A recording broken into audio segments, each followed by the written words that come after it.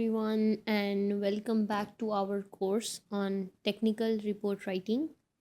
In today's lecture, we will discuss research proposals. What are they, why they are needed, and how to structure and format them properly. So, by the end of this lecture, you will clearly understand each component of a research proposal and how to write one effectively. So, let's start. What is actually a research proposal? A research proposal is a structured document that outlines what you plan to research, why the research is important, and how you intend to conduct it. Think of it as a blueprint, a, a plan, or a map that guides your research journey.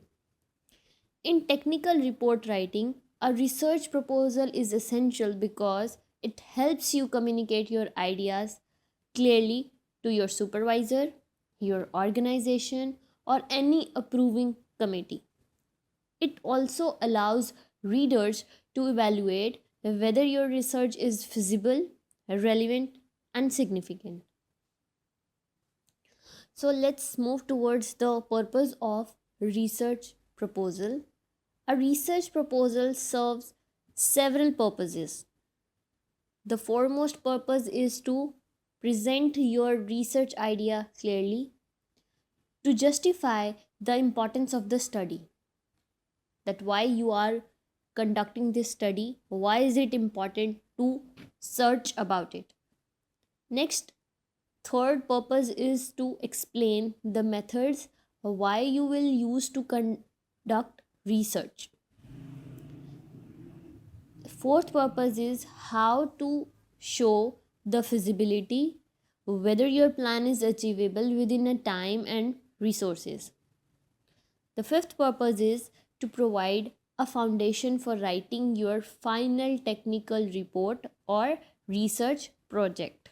In simple words, your research proposal answers what, why, and how.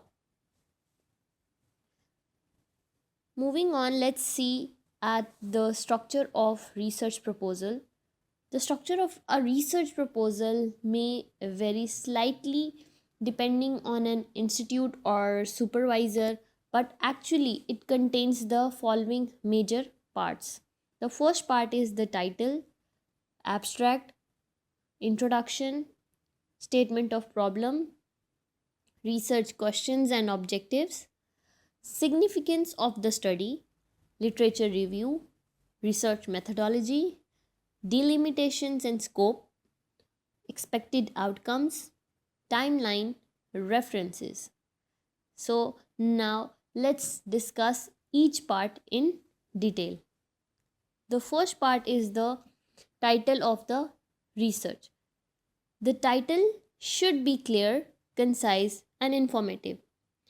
It must reflect the main purpose of the research and what you should be aware of the fact that while making any kind of title, avoid very long or vague titles.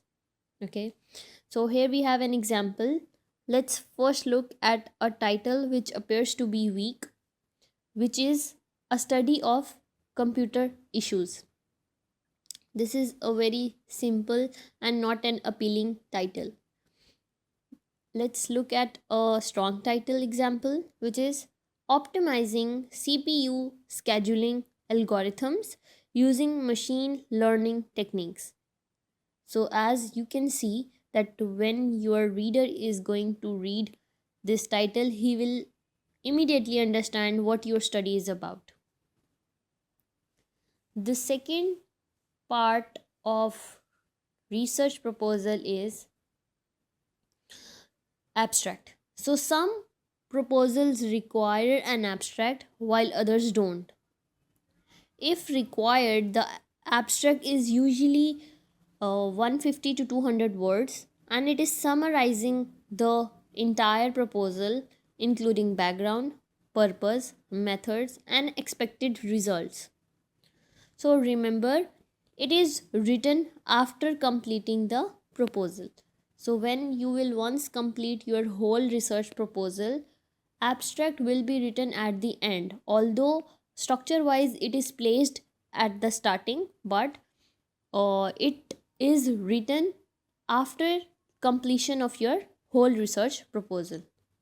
The next important part is the introduction. So the introduction provides background information about your topic. It sets the context, tells the reader why the topic matters. In technical report writing, a strong introduction should include the things which need to be included in the introduction to make it strong. Includes introduce the broad area, narrow it down to the specific issue, build a logical connection toward the problem statement. So it should convince the reader that the topic is important and worth investigating. The next part is the problem statement. The problem statement is the heart of a proposal because it clearly defines the issue or the gap your research will address. So, a good problem statement explains the existing problem, shows why this problem needs attention, and highlights the consequences of ignoring it. Let's look at an example of a good problem statement.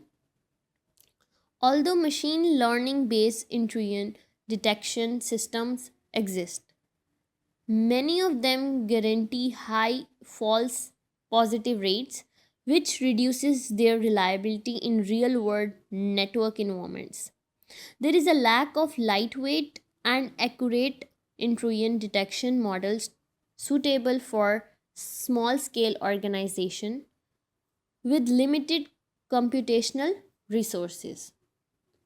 So, as you can see, this clearly identifies the problem, its consequences, and the gap. Here are a very important part of research proposal, which are your research questions around which your whole research is going to revolve. So, the first research question example is, how can machine learning techniques be used to reduce false positive rates in intrusion detection system? Another research question is, which lightweight algorithms provide the best balance between accuracy and computational efficiency for small scale networks? So research questions are actually those questions which are the heart of your research, because in your overall research you are going to search for the answer of these questions which you have generated initially.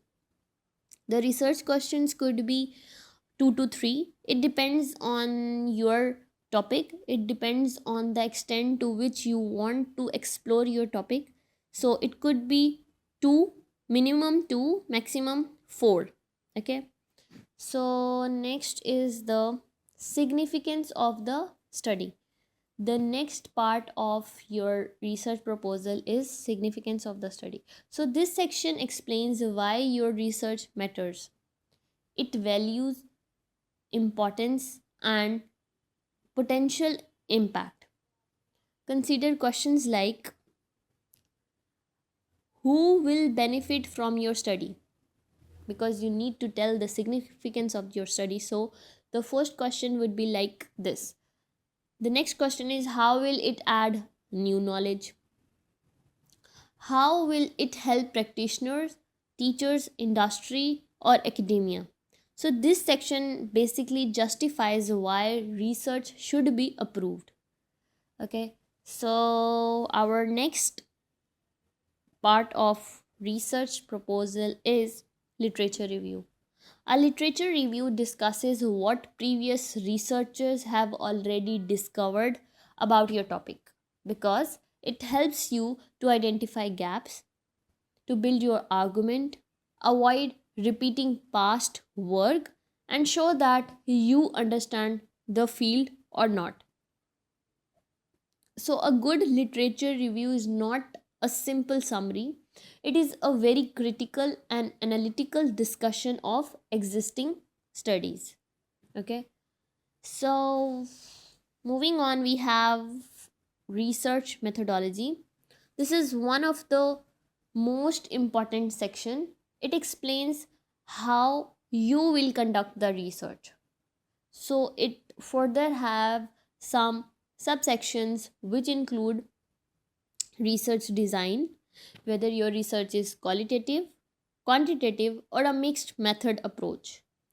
What are your participants, and what is your sample size actually?